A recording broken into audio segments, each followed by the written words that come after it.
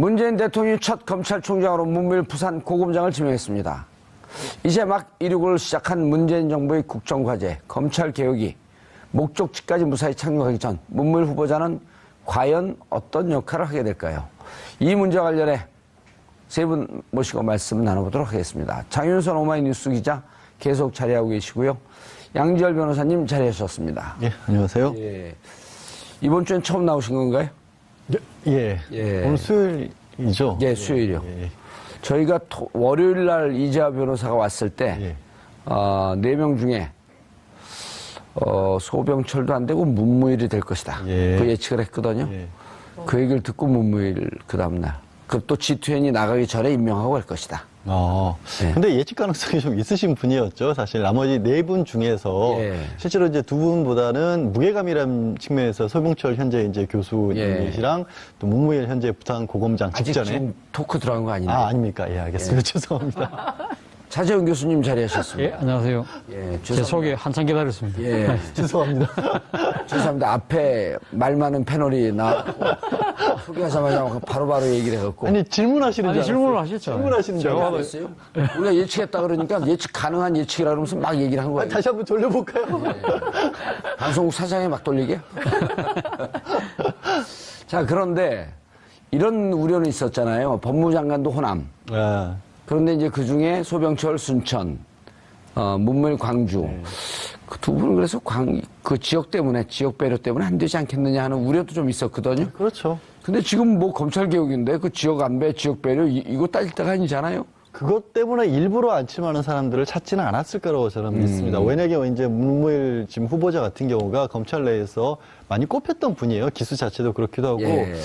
이분이 저도 이제 개인적으로 인연이 조금 있어서 사석에서도 몇 번 뵀는데 조금 유연한 원칙주의자라고 할까요? 검찰에 대한 소실이 굉장히 강하면서 왜 검찰의 권력을 어떻게 휘둘러야 하는지에 대해서도 굉장히 후배들에게 말씀도 많이 하시고 강한 소신이 있는데 반면 지금 요즘 세상이 또 어떻게 바뀌었다는 것도 잘 알고 계세요. 제가 이 얘기 말씀을 왜 드리냐면 우리 장성 기자께서도 이제 검찰이나 법원의 고위직들 많이 만나보시고 더 좀 아시겠지만 생각보다 그 높은 데 계신 분들이 이 사고가 말랑말랑하지 않으신 분들이 많아요. 그래서 자기 주장은 강하신데 사고가 말랑말랑한 사람이 하나도 없죠.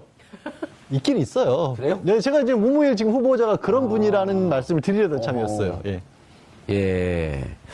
그런데 차재현 교수님. 예. 문무일 내정이 되자마자 BBK 김병준 네. 그 SNS에다가 비판글을 올렸어요. 그러게요. 사실 그 문무일 이 지금 후보자가 BBK를 수사했던 사람이 예. 어떻게 BBK 재수사를 할 수 있겠느냐. 그리고 검찰총장으로 적합하지 않다. 그렇죠. 근데 그때 그 서울지검 특수 1부장 시절에 예. BBK 그 조사 관련해서 김경주 씨 입국서를 기획 입국서. 기획 입국서를 그 조사를 했는데 그 부분에 대해서 김경준 씨가 이제 주장했던 부분들하고는 이 상당히 다 이 배척하고 일종의 그 면죄부를 줬다. 당시 여당 인사들한테 예. 그런 부분들을 봤을 때 이 지금 그 신임 검찰총장이 지금 주어진 과제 중에 하나가 적폐청산이라고 한다면 예. 그 중에 하나가 BBK 재수사가 아니냐. 그래서 과연 믿을 수 있겠느냐. 뭐 그 부분에 대해서 문제를 제기를 한 것이죠. 예. 양지열 변호사님은 그 부분은 어떻게 보세요? 약점이긴 분명히 약점이 될 것 같아요. 하지만 이제 전반적인 BBK 사건 전체라기가 아니라 이렇게 말씀하신 것처럼 김경준 씨가 들어온 것 자체가 그때 당시에 야당인 민주당 쪽에 어떻게 보면 기획에 의해서 사람들에 의해서 들어온 것이라는 소문 자체에 대해서 내사 단계에 들어갔었던 거거든요. 예. 그렇기 때문에 본질에 들어갔던 수사는 아니었다. 약간 비켜나 있던 부분에 있어서는 조금 이제 다르게 볼 필요도 있지 않나 싶어요. 저는 이렇게 이제 그때 당시에 제가 당사자였기 때문에 너무 직접 당사자시죠. 그때 이제 이 문제의 발단이 어떻게 됐냐 하면, 당시 홍준표 클린 선거 감시단인가 하면 그분이 편지를 들고 흔들어요. 그렇죠. 예. 이 편지가 바로, 김경준 씨가 들어와서 선거에 영향을 미치려고 했던 이 편지다 그러면서 흔드는데, 수원인가 어디 교도소에 있는 분이 경준아 그러면서 김경준에게 편지를 쓰는 거고, 너가 생각하는 거하고 많이 틀려 어쩌고 그 편지를 공개했는데 이 편지 자체가 조작된 거거든요. 조작된 거죠. 당시 이 문무일 특수 1부장이 더 이상 수사를 못 나간 건 이 편지가 조작됐고 누가 조작했냐라고 까지 사실은 수사가 나갔어야 되는 건데 지금 말씀하셨듯이 이게 본질적인 문제는 아니었고 이명박 대통령이 BBK 당사자인데 대통령이 되자마자거든요. 그때 그 수사의 목적은 어찌 보면 정치검찰이라고 하면 자, 이 편지를 근거로 해서 야당 정봉주 박영선 등등의 의원들을 쳐라. 이렇게 될 때 정치검찰이 되는 거거든요. 어찌 보면 정치검찰에 요구를 했는데 그걸 안 했다고 볼 수도 있죠, 반대로.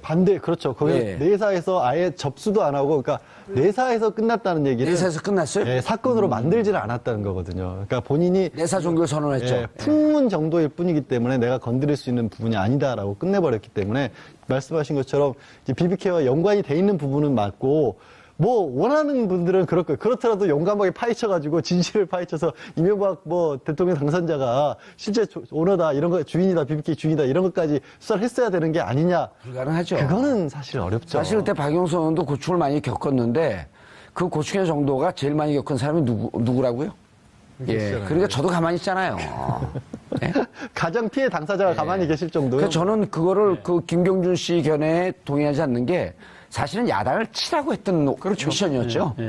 김경준, 박영선, 정봉주 등등, 김현민 등등 그 야당 지도부를 이걸 갖고 흠집을 내고 쳐라 이런 그렇죠. 거였었는데 입국을 한 세력이 그때 당시에는 집권 여당 세력이었던 그러니까 지금 우리 앵커께서 포함되어 있는 당시 대통합민주신당에 계신 분들을 쳐라는 이야기였잖아요. 그 부분에 대해서 사실 어떻게 보면 문무일 이 지금 당시 특수부장이 사실 어떻게 보면 그때 정권 교체를 되는 그런 분위기에서 그때 새로 당선자가 됐던 그러니까 이명박 대통령 당선자 측의 요구를 어떻게 보면 살짝 피해가는 그런 한 수를 발휘한 셈이죠, 따지고 보면. 우리가 왜 문무일 총장을 이렇게 빨아주죠? 아니, 빨아주는 게 아니라 진지하죠. 깜짝이야. 근데 그 평판이 굉장히 좋더군요. 그러니까 왜냐하면 기자들이 특히 이제 진보 언론 기자들이 검찰 칭찬하기 굉장히 어렵거든요. 그러니까 요새 진보 보수 가리지 않고 기자들이 굉장히 욕을 많이 먹고 있지만 특히 그 정치 검찰들하고 많이 어울렸던 보수 언론들하고 다르게 진보 언론들은 비판을 굉장히 많이 했었는데 요새 기자들이 사석에서 문무일 참 욕 안 먹은 그러니까 검사다 이런 평가를 하고 있고요. 또 하나는 기자들이 좀 취재를 해보니까 후배들의 평가가 굉장히 좋더라고요. 그러니까 이를테면 그러니까 형님 해가면서 이렇게 막 사람들을 몰고 다니면서 하는 그런 조직가형은 아니지만 어떤 구체적으로 사건과 관련해서 청탁하는 게 이제 통하지 않는, 그러니까 이를테면 일과 관련해서는 굉장히 원칙적인, 그러니까 굉장히 좋은 성격 좋은 그런 선배들은 그냥 술 먹고 놀지만 일을 잘하는 사람은 어렵고 꼼꼼하고 까탈스러운 측면이 있는데 문무일 검사 바로 그런 사람이다라는 평가가 있고 굉장히 양 변호사님 말씀하신 대로 굉장히 유연한 품성을 가지고 있고 굉장히 따뜻한 품성이 있다 그래요. 그래서 형사 피의자들한테도 눈이 굉장히 맑지 않으세요? 눈동자. 사슴 같은 눈을 갖고 있는 이자 변호사의 또 한 해 선배예요. 그래 사슴과인가? 고려대학교요. 고려대학교 사슴과? 예. 그래야 되는지 모르겠는데 미치겠다 진짜. 어디서 웃어야 될지. 아니, 고려대학교 사슴과? 안 웃겨요. 고려대학교 동물농장 학부 사슴과? 까먹었어요, 얘기하다가. 네, 어쨌든. 그래서 유연한 원칙주의자. 유연한 원칙주의자로 그 평가를 받고 있어서. 근데 더군다나 저는 출근하면서 출근 멘트가 굉장히 인상적이었어요. 공직자. 부패한 공직자는 국가, 국민, 그리고 조직의 뭐라 그랬죠? 적이다 이렇게 했어요. 그래서 저는 이분 때문에 새로운 주정론이 나올 것 같아요. 그래서 검찰이 그야말로 그동안 정치검찰로 오인되어 있었는데 정말 제대로 제대로 된 검찰총장이 정치 권력들로부터 방패막이 제대로 해서 대한민국 검찰이 이렇게 살아있다라는 걸 보여주면 지금까지 열심히 일해왔으나 조직에서 도태됐던 검사들이 활개치고 제대로 한번 일할 수 있는 기회를 줄 수 있는 상황이 되지 않을까? 이런 기대도 해봅니다. 돌발 질문이요. 네. 정치인들도 기자들로부터 욕을 많이 먹잖아요. 그렇죠. 제일 욕을 안 먹는 정치인이 누구예요? 답변하지 않겠습니다. 오케이. 그런데 안 낚이는데요? 그런데 모른 척 해주시려고 하셨어요. 아니 그런데 한 언론사 사설이요 이렇게 해요. 청와대와의 전화를 끊을 각오로 일을 해라. 어느 신문사게요? 글쎄요. 왜 자기들 했을 때 안 그랬지? 왜 저한테 말을 내세요? 예. 아니, 물어보는 거예요. 자기들은 맨날 청와대하고 전화 천통하고 전화 통한 거 왜 조사 안 했습니까? 그러니까 전화 통한 게 죄입니까? 아, 예? 그런 얘기. 언론 사설 중에, 보수 언론 사설 중에 그게 있어요. 청와대와의 전화를 끊어라.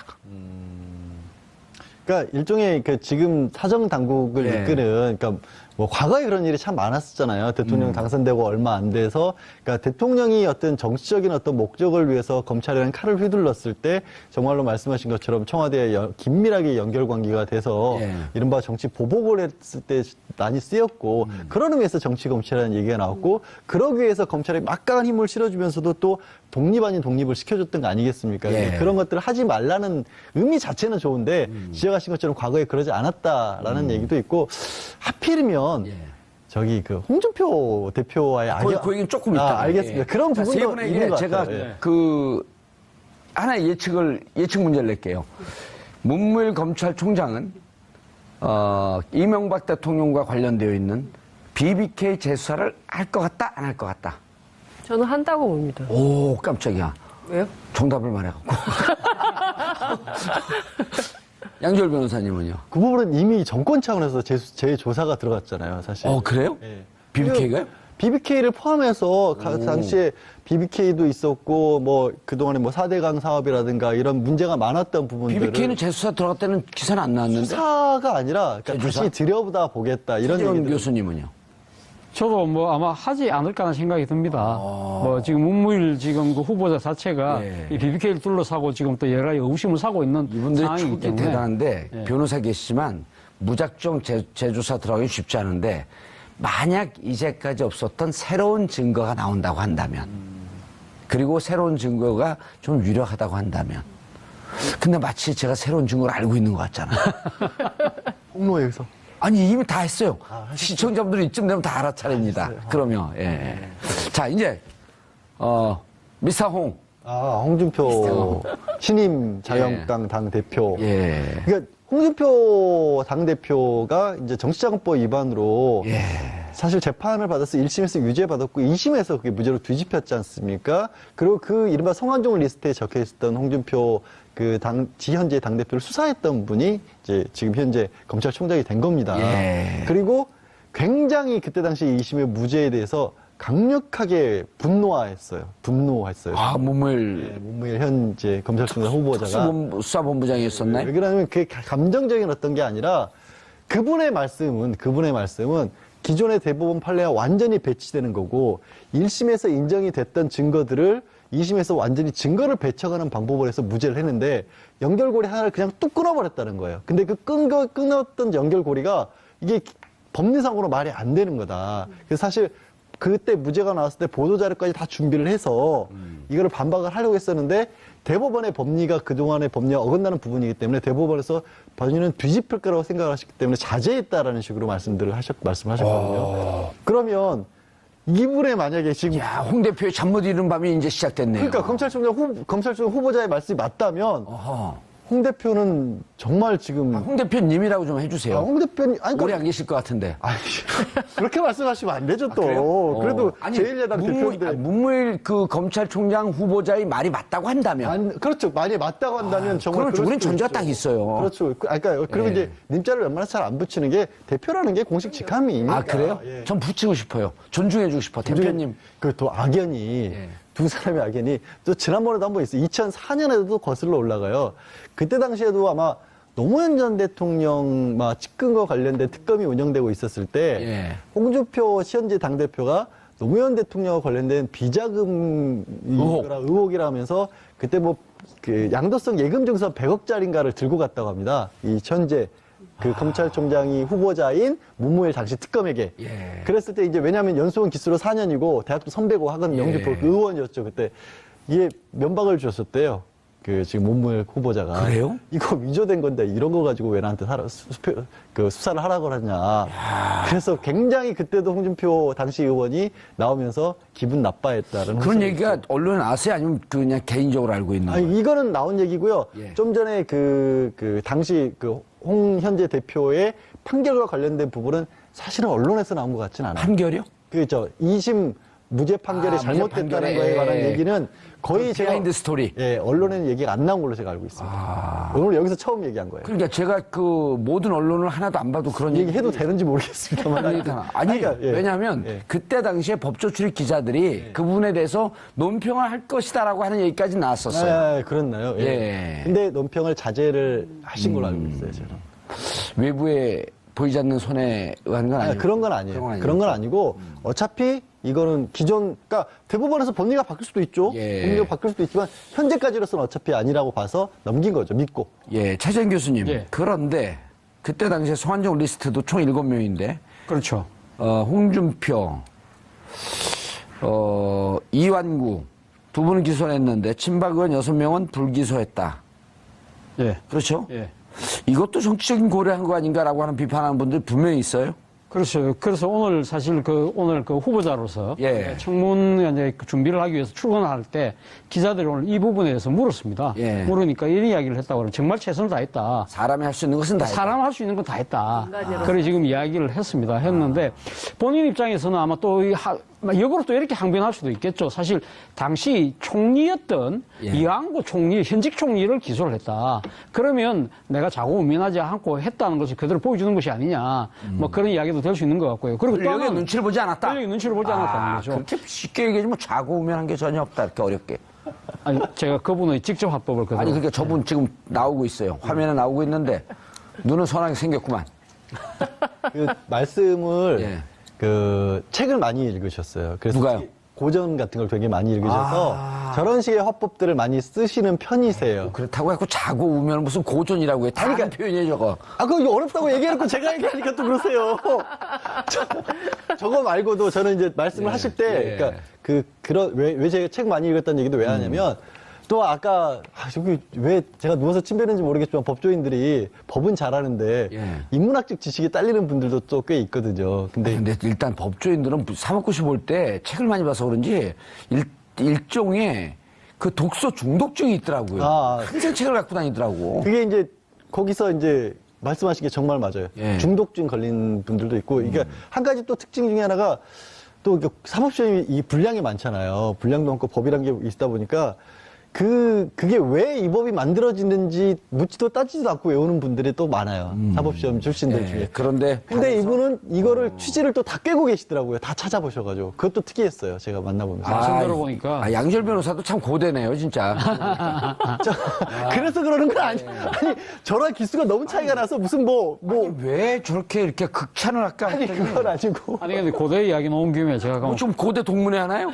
아니, 홍준표 당대표도 고대세요. 그래요? 고대 나온 김에 그럼 제가 한 말씀만 드릴게요. 그러면 88년도에 검찰총장 임기제가 도입이 됩니다. 예. 임기제가 도입돼서 바로 앞에 직전에 물러났던 김수남 총장과 20명의 이 총장이 계셨는데 그 중에서 임기를 채우신 분이 뭐 그래 많지는 않습니다. 많지는 않지만 한 7명만 임기를 채웠는데, 그럼 나머지, 13명은 임기를 못 채웠다는 거 아닙니까? 예. 그럼 그 중에 20명 중에 고려대학 출신 총장이 4분 계신데, 공교롭게도 고대 출신 4명은 전부 다 임기를 못 채운 총장 속에 들어갔거든요. 예. 그렇기 때문에 문물 후보자가 이번에 만약에 임명이 되면, 과연 이 고려대학교 검찰총장으로서 임기를 끝까지 못 가는 이 징크스를 낄 거냐 안 낄 거냐도 지금 이 한간의 화제입니다. 아니, 무슨 다큐 프로를 해서 예능 얘기를 하고 계세요. 기사가 많이 나왔어요. 기사 많이 기사가 많이 나왔습니다. 아니, 고대를 이야기하시니까. 에피소드 고대 출신들 20명 중에 13명이 임기를 못 채웠고. 아니, 고대가 출신이 아니고. 그러니까 그 중에 고대가 전체적으로. 4명인데 네, 네 다 명인데. 임기를 못 채웠다. 임기를 못 채웠다. 불명예 총장, 단명 총장의 고대가 다 이름을 올렸다. 예. 예, 이번에. 아무튼 뭐 이번에 문물 총장 후보자는 뭐 일단 임기까지 끝까지 뭐 최선을 다해서 임기를 다 채우는 그런 총장이 되길 바랍니다. 검찰총장 임기는 몇 년이에요? 2년입니다. 2년이 있겠네요, 그럼.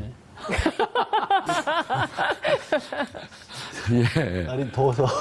날이 참 더워요. 예, 날이 참 덥습니다. 자, 그런데, 중요한 건 이제 여기서 우리가, 웃고 떠들고 이렇게 재밌게 얘기를 하지만 지금 뭐 국내 사정이, 얼마 전에 이제 또 최강욱 변호사가 그런 얘기도 했어요. 한 그 팟캐스트 방송에 나가서 문재인 대통령, 조국 수석, 한번 검찰 개혁 제대로 하는지 보자라고 하면서 검찰 내에서 이 반발의 분위기가 녹록지가 않다. 지금 이제 문무일 이 검찰총장 후보자의 미션은 두 개 아닙니까? 자, 우리 공직사회의 과거에 적폐청산, 혹시 미진한 수사가 있었으면 다시 들여다볼 것이고, 재조사를 해야 될 것이고, 또 하나는 이렇게 무소불위의 권력을 갖고 있어서 정치 검찰화되어 있는 검찰의 시스템 개혁, 나가서 인사 그 적폐청산까지도 좀 해야 되지 않겠냐라고 하는 두 개의 아주 묵직한 미션을 갖고 있단 말이에요. 그렇죠. 예. 근데 그 부분을 하는 데 있어서 어떻게 보면 성향상 굉장히 맞으신 분이기도 해요. 검찰에 대한 소신은 굉장히 있는데 이렇게 뭐랄까 아까 이제 장윤성 기자 표현을 따지면 주변에 막 어울려서 사람들 끌어서 막말로 뭐 술 마시러 다니고 이런 스타일이 아니시거든요. 그 검찰이 인권 보호 기구라는 그 원래적인 의미의 검찰에 대한 소신이 굉장히 강하시기 때문에 예. 사실 지금 조국 민정수석이라든가 박상기 지금 법무부 장관 후보자 같은 경우에도 그 부분을 지켜주겠다는 거거든요. 그러니까 그 부분을 지켜주고 왜 검찰이 두 번, 세 번 수사하는 이유도 사실은 국민들은 불편하다고 생각할 게 지금 잘못 운영되고 있지만 원래 취지는 한 번만 들여다보는 걸로는 예를 들어서 잘못된 결정이 있을 수 있기 때문에 두 번, 세 번 보는 그런 어떤 거를 가지고 있는데 그 취지를 원래 잘 살려내는 그런 식으로 가자. 거기에는 본인이 이렇게 보면 어떻게 보면 뭐 검찰총장까지 올라간 분에게 이런 말씀하기는 그렇지만 계파를 이루고 있는 그런 사람으로 분류가 되지 않으시거든요. 예. 그렇기 때문에 약간 교과서적인 측면에서는 한쪽이 학자 출신인데 한쪽이 또 검찰 내의 인사지만 학자적인 면모를 가진 그런 스타일이기 때문에 잘 맞을 수도 있다고 저는 봅니다. 예. 근데 사실 이 지금 그 문무일 검찰총장 후보자가 총장이 되면 결코 쉽지 않은 과제를 지금 따게 될 겁니다. 그렇죠. 가장 예. 핵심 과제 중에 하나가 검찰 힘 빼기거든요. 사실 따지고 보면 그동안 무소불위의 권력을 휘두르면서 정권의 그 눈치만 보면서 승승장구했던 일부 정치 검사들에서 휘둘려 왔던 이 검찰 제자리로 돌려놓으라는 것이 지금 국민적 명령이지 않습니까? 예. 그렇다고 한다면 그 중에는 예를 들면 법무부의 그 탈검찰화, 예. 뭐 그런 것도 있겠지만 그보다 더 중요한 것은 어떻게 보면 검찰 내의 인적 쇄신, 나아가서는 또 이 검경 수사권 조정, 또 더 나아가서는 이 고위공직자 수사 비리처. 예. 이 두 개는 수사권과 기소권을 어떻게 보면 검찰 부분에서는 상당한 부분을 그날 내놔야 되는 부분인데 이 부분에 대해서 조직 내 반발이 꽤 심할 수도 있는 거거든요. 이렇다고 한다면 이 조직 내의 반발을 어떻게 잘 다독일 것이냐, 그 리더십을 제대로 보여줄 것이냐 부분에 상당히 주목되는 측면이 있는 거죠. 아까 앵커께서 말씀하시기를 청와대와의 전화를 끊어라. 그렇게 주장하시는 분들, 특히 그 전임 정권이나 보수 정권 쪽에서 이야기하시는 분들은 왜 그런 이야기를 하느냐? 이 소위 말하는 검찰 개혁을 이게 지금 당면한 검찰 개혁에 있어서 문무일 검찰총장 후보자가 총장이 되고 난 뒤에 예를 들면 청와대와의 그 코드를 맞춰서 일종의 그 조직 쇄신이라든지 인적 쇄신의 드라이버를 걸지 않겠느냐는 그런 의구심 때문에 지금 이렇게 이 정치적인 견제구를 날린다고 볼 수 있는 거거든요. 실제 그 정치권하고 이제 기자들 취재 내용을 좀 종합을 해보면 어쨌든 몇 가지 이제 미션이 있는데 그 중에서 제일 중요한 거는 이제 어쨌든 김수남 검찰총장 후임으로 인선된 게 이제 약 한 두 달, 한 50일 만에 왔기 때문에 조직을 안정적으로 운영하는 것도 굉장히 중요하고 그리고 조직 안에 있는 이른바 정치검찰로 분류되어 있는 인적에 대한 청산, 인적 청산 이것도 중요한데 큰 틀에서는 이제 문재인 정부가 추진하고자 하는 두 가지 방향이 있잖아요. 검찰개혁. 하나는 이제 공수처, 예. 고위공직자 비리수사처를 하나 만드는 것이고 검경 수사권 조정을 하는 것인데 이분이 1988년 사법파동 막 그때 연수원 시절부터 준비했던 것처럼 그때 이제 뭐 다 변호사나 뭐 판사하자 할 때 이분은 검사하고 싶다 그래서 검찰로 갔다는 거 아니겠어요? 근데 따라서 이제 검찰 본위 그러니까 검찰 중심으로 할 가능성이 높다. 그런 측면에서는 문재인 정부 노선하고 일정 정도 충돌할 가능성도 있다. 이런 조심스러운 분석, 예측도 나오더라고요. 예. 그런데 어쨌든 지금 그 검찰총장이 네. 검찰 개혁, 그러니까 이제 검찰 내부 분위기는 그 양 변호사님 이런 거 아닙니까? 검찰 개혁하게 되면 자연스럽게 지금까지 관행이 검찰 내부에 칼을 댄다고 하면 검찰총장이 그거에 대해서 우리를 놔둬라. 우리 정치와 우리가 끊게 되면 우리 잘하고 있다라고 하는 이게 방언을이었단 말이에요. 그렇죠. 그러면서 사실은 점점 더 정치권 검찰화했고 보통 그 개혁의 얘기가 나오면 검찰총장이 사표를 던지고 저항하면서 나가는 모습이었는데 그 자체가 우리 정치 검찰 하는 거다. 그런데 이번 같은 경우는 시작서부터 그 개혁의 미션을 안고 시작한단 말이에요. 그 상황이 좀 많이 좀 변화한 부분이 있어요, 사실은.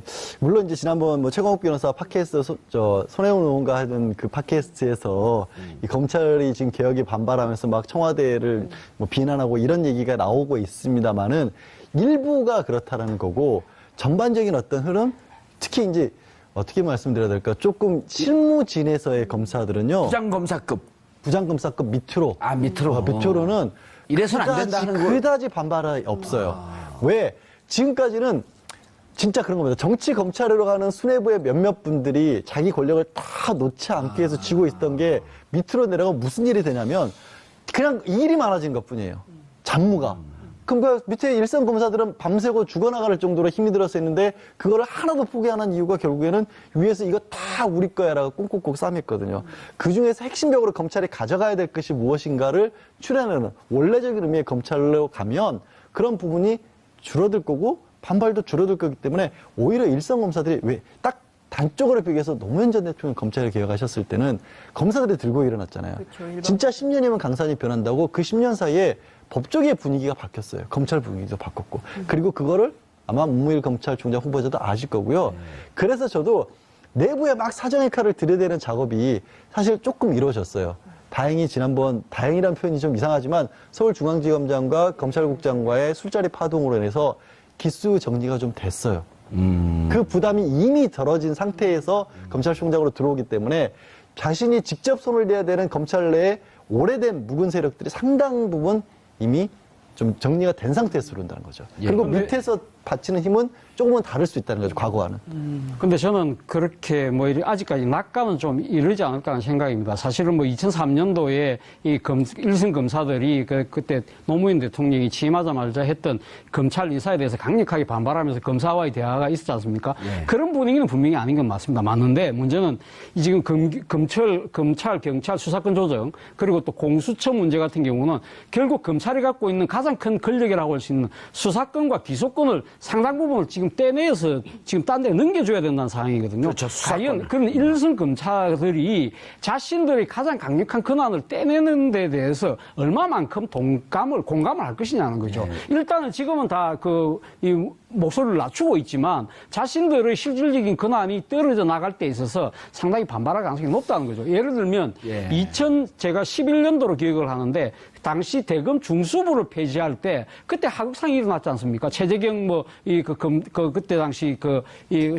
검사를 비롯해서 많은 사람들 결국 그래서 총장하고 부딪혀서 한 상대의 검찰총장이 결국 중도 사퇴하는 그런 상황이 벌어졌거든요. 그래서 제가 배우고 싶던 시절에 BBK 조사 관련해서 김경준 씨 기획 입국서를 기획 입국서를 조사를 했는데 그 부분에 대해서 진경준 씨가 이제 주장했던 부분들하고는 상당히 다 배척하고 일종의 면죄부를 줬다. 당시 여당 인사들한테 그런 부분들을 봤을 때 이 지금 신임 검찰총장이 지금 주어진 과제 중에 하나가 적폐청산이라고 한다면 그 중에 하나가 BBK 재수사가 아니냐. 그래서 과연 믿을 수 있겠느냐. 뭐 그 부분에 대해서 문제를 제기를 한 것이죠. 양지열 변호사님은 그 부분은 어떻게 보세요? 약점이긴 분명히 약점이 될 것 같아요. 하지만 이제 전반적인 BBK 사건 전체라기가 아니라 그 말씀하신 것처럼 김경준 씨가 들어온 것 자체가 그때 당시에 야당인 민주당 측에 어떻게 보면 기획에 의해서 사람들에 의해서 들어온 것이라는 소문 자체에 대해서 내사 단계에 들어갔었던 거거든요. 그렇기 때문에 본질에 들어갔던 수사는 아니었다. 약간 비켜나 있던 부분에 있어서는 조금 이제 다르게 볼 필요도 있지 않나 싶어요. 저는 이렇게 이제 그때 당시에 제가 당사자였기 너무 때문에 직접 당사자시죠. 그때 이제 이 문제의 발단이 어떻게 됐냐 하면, 당시 홍준표 클린 선거감시단인가 하면 그분이 편지를 들고 흔들어요. 그렇죠. 이 편지가 바로, 김경준 씨가 들어와서 선거에 영향을 미치려고 했던 이 편지다 그러면서 흔드는데, 수원인가 어디 교도소에 있는 분이 경준아 그러면서 김경준에게 편지를 쓰는 거고, 너가 생각하는 거하고 많이 틀려 어쩌고저쩌고 그 편지를 공개했는데 이 편지 자체가 조작된 거거든요. 조작된 거죠. 당시 그 두 분은 그래서 그 지역 배려 때문에 안 되지 않겠느냐 하는 우려도 좀 있었거든요. 그렇죠. 근데 지금 뭐 검찰 개혁인데 그 지역 안배, 지역 배려 이거 따질 때가 아니잖아요. 그것 때문에 일부러 안침하는 사람들을 찾지는 않았을 거라고 저는 믿습니다. 왜냐하면 이제 문무일 지금 후보자 같은 경우가 검찰 내에서 많이 꼽혔던 분이에요. 기수 자체도 그렇기도 하고. 예. 이분이 저도 이제 개인적으로 인연이 조금 있어서 사석에서도 몇 번 뵀는데 조금 유연한 원칙주의자라고 할까요? 소실에 대한 소실이 굉장히 강하면서 왜 검찰이 권력을 어떻게 휘둘러야 하는지에 대해서도 굉장히 후배들에게 말씀도 많이 하시고 강한 소신이 있는데 반면 지금 요즘 세상이 또 어떻게 바뀌었다는 것도 잘 알고 계세요. 제가 이 얘기 말씀을 왜 드리냐면 우리 장성 기자께서도 이제 검찰이나 법원의 고위직들 많이 만나보시고 더 좀 아시겠지만 생각보다 그 높은 데 계신 분들이 이 사고가 말랑말랑하지 않으신 분들이 많아요. 그래서 자기 주장은 강하신데 사고가 말랑말랑한 사람이 하나도 없죠. 있긴 있어요. 그래요? 네, 제가 이제 문무일 지금 후보자가 그런 분이라는 말씀을 드리려던 참이었어요. 예. 예. 그런데 차재현 교수님, 예. 문무일 내정이 되자마자 BBK 김병준 네. 그 SNS에다가 비판글을 올렸어요. 그러게요. 사실 그 문무일 이 지금 후보자가 BBK를 수사했던 사람이 예. 어떻게 BBK 재수사를 할 수 있겠느냐. 그리고 검찰총장으로 적합하지 않다. 그렇죠. 근데 그때 그 서울지검 특수 일부장시 대통합 민주신당에 계신 분들을 철하는 이야기였잖아요. 예. 그 부분에 대해서 사실 어떻게 보면 문무일 이 지금 당시 특수부장이 예. 사실 어떻게 보면 그러니까 그때 정권 교체를 한다 되는 그런 분위기에서 그때 새로 당선자가 됐던 그러니까 이명박 대통령 당선자 측의 요구를 어떻게 보면 살짝 피해가는 그런 한 수를 발휘한 셈이죠. 따지고 보면. 우리가 왜 문무일 총장을 이렇게 빨아주죠? 아니, 빨아주는 게 아니라 진지하죠. 깜짝이야. 근데 그 평판이 굉장히 좋더군요. 그러니까 왜냐하면 그래요? 기자들이 특히 이제 진보 언론 기자들이 예. 검찰 칭찬하기 굉장히 어렵거든요. 그러니까 요새 진보 보수 가리지 않고 기자들이 굉장히 욕을 많이 먹고 있지만 특히 그 정치 검찰들하고 많이 어울렸던 보수 언론들하고 다르게 진보 언론들은 비판을 굉장히 많이 했었는데 요새 기자들이 사석에서 문무일 참 욕 안 먹은 그러니까 검사다 이런 평가를 하고 있고요. 또 하나는 기자들이 좀 취재를 해보니까 후배들의 평가가 굉장히 좋더라고요. 예. 그러니까 이를테면 그러니까 형님 해가면서 이렇게 막 사람들을 몰고 다니면서 하는 그런 조직가형은 아니지만 어떤 구체적으로 사건과 관련해서 청탁하는 게 이제 통하지 않는, 그러니까 이를테면 일과 관련해서는 굉장히 원칙적인, 그러니까 굉장히 좋은 성격 좋은 그런 선배들은 그냥 술 먹고 놀지만 일을 잘하는 사람은 어렵고 꼼꼼하고 까탈스러운 측면이 있는데 문무일 검사 바로 그런 사람이다라는 평. 이 문무일 특수일부장이 더 이상 수사를 못 나간 건 이 편지가 조작됐고 누가 조작했냐까지 사실은 수사가 나갔어야 되는 건데 지금 말씀하셨듯이 이게 본질적인 문제는 아니었고 이명박 대통령이 BBK 당사자인데 대통령이 되자마자거든요. 그때 그 수사의 목적은 어찌 보면 정치검찰이라고 하면 자, 이 편지를 근거로 해서 야당, 정봉주, 박영선 등등의 의원들을 쳐라. 이렇게 될 때 정치검찰이 되는 거거든요. 어찌 보면 정치검찰에 요구를 했는데 그걸 안 했다고 볼 수도 있죠, 반대로. 그렇죠. 거기 예. 내사에서 아예 접수도 안 하고, 그러니까 내사에서 끝났다는 얘기를. 내사에서 끝났어요? 예, 사건으로 만들지를 않았다는 거거든요. 그러니까 본인이. 내사 종교 선언했죠. 예, 풍문 정도일 뿐이기 때문에 내가 건드릴 수 있는 부분이 아니다라고 끝내버렸기 때문에 말씀하신 것처럼 이제 BBK와 연관이 돼 있는 부분은 맞고, 원하는 분들은 그럴 거예요. 그렇더라도 용감하게 파헤쳐가지고 진실을 파헤쳐서 이명박 대통령 당선자가 실제 오너다, 이런 거, 주인이다, BBK 주인이다, 이런 것까지 수사를 했어야 되는 게 아니냐. 불가능하죠. 그거는 사실 어렵죠. 사실 그때 박영선 의원도 고충을 많이 겪었는데 그 고충의 정도가 제일 많이 겪은 사람이 누구라고요? 예. 그러니까 저도 가만히 있잖아요. 예? 가장 피해 당사자가 가만히 계실 정도요. 그래서 저는 그거를 그 김경준 씨 견해에 동의하지 않는 게 사실은 야당을 치라고 했던 미션이었죠. 김경준, 박영선, 정봉주 등등, 김현민 등등 그 야당 지도부를 이걸 갖고 흠집을 내고 쳐라 이런 그렇죠. 거였었는데 입국을 한 세력이 그때 당시에는 집권 여당 세력이었던, 그러니까 지금 우리 앵커께서 포함되어 있는 당시 문재인 대통령이 첫 검찰총장으로 문무일 부산 고검장을 지명했습니다. 이제 막 이륙을 시작한 문재인 정부의 국정과제, 검찰개혁이 목적지까지 무사히 착륙하기 전 문무일 후보자는 과연 어떤 역할을 하게 될까요? 이 문제와 관련해 세 분 모시고 말씀 나눠보도록 하겠습니다. 장윤선 오마이뉴스 기자 계속 자리하고 계시고요. 양지열 변호사님 자리하셨습니다. 예, 안녕하세요. 예. 이번 주엔 처음 나오신 건가요? 예. 예. 오늘 수요일이죠? 예, 수요일이요. 예. 저희가 월요일 날 이재화 변호사가 왔을 때, 예. 4명 중에, 소병철도 안 되고 문무일이 될 것이다. 예. 그 예측을 했거든요. 예. 그 얘기를 듣고 문무일 그 다음날. 그또 G20이 나가기 전에 임명하고 갈 것이다. 예. 근데 예측 가능성이 좀 있으신 분이었죠. 사실 나머지 네 분 중에서 예. 실제로 이제 두 분보다는 무게감이라는 측면에서 소병철 현재 이제 교수님이시랑 또 문무일 현재 부산고검장 아직 직전에 지금 토크 들어간 거 아닌데. 아닙니까? 예, 알겠습니다. 죄송합니다. 차재훈 교수님 자리하셨습니다. 예, 안녕하세요. 예, 제 소개 한참 기다렸습니다. 예, 죄송합니다. 죄송합니다. 앞에 말 많은 패널이 나왔고, 소개하자마자 바로바로 얘기를 해갖고. 아니 질문하시는 줄 아니, 질문을 알았어요. 하셨죠. 질문하시는 줄 제가 알았어요. 알았어요? 우리가 예측했다 그러니까 예측 가능한 예측이라 그러면서 막 얘기를 한 거예요. 다시 한번 돌려볼까요? 방송국 사장에 막 돌리게? 자, 그런데 이런 우려는 있었잖아요. 법무장관도 호남. 아, 그런데 이제 그 중에 소병철, 순천, 문무일, 광주